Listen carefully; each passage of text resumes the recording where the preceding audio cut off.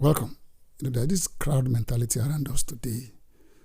We just follow the crowd. We want to get things done. That often happens spiritually speaking. We just get into a happening church, happening crowd movement, and we just whatever is happening, we are getting to it. But let's talk some deeper stuff today. Let's talk about going a little further.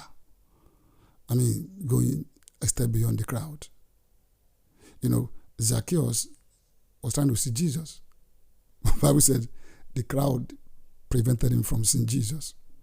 So you know what he did? He ran ahead of the crowd, found out where they were going to go, and he found a tree there and climbed it, and then waited for Jesus.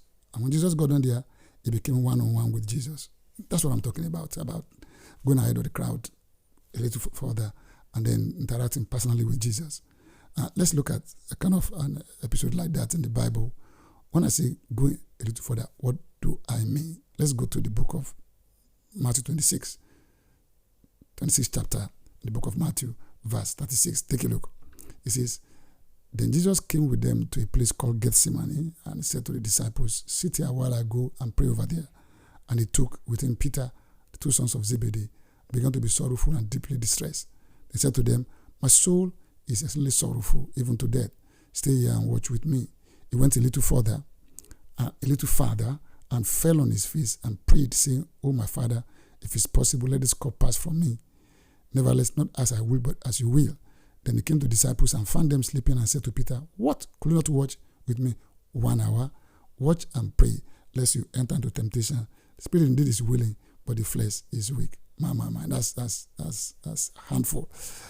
Look at Jesus. Jesus was about to go to the cross, so he went to Gethsemane and he took his 12 disciples along with him. Now he took the 9 of them and he said, "You stay here. I want to go and pray."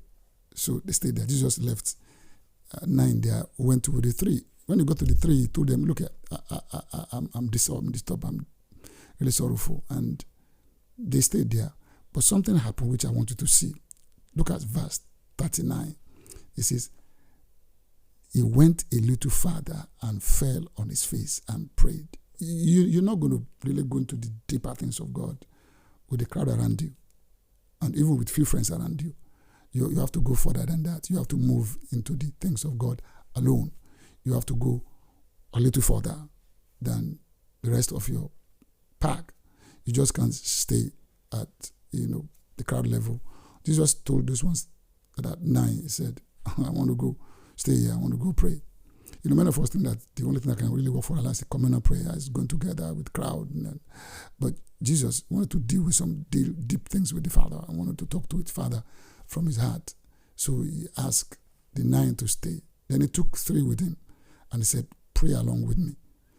Watch with me." And but he still went beyond them. He didn't just stay with the 3. He went a little further and fell on his face before the Father. He began to express himself best way he could do without the crowd, without anybody else around. And you're going to have to come to a place where you can express to God privately, personally, with all your heart intention. And you can't do that so much with other people around. You can't do that quite well. Of course, you can raise prayers together. You can lift up your voice.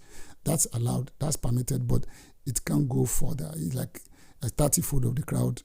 There's the 60-fold of few friends around you, prayer partners. Then there's the 100-fold of you pressing in yourself.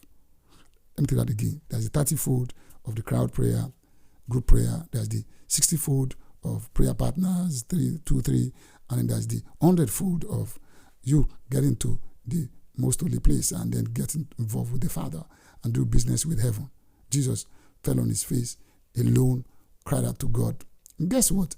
When he came back, those 3 that are his prayer partners, in quotes, slept off. He said, "What? Can't you watch with me for 1 hour?"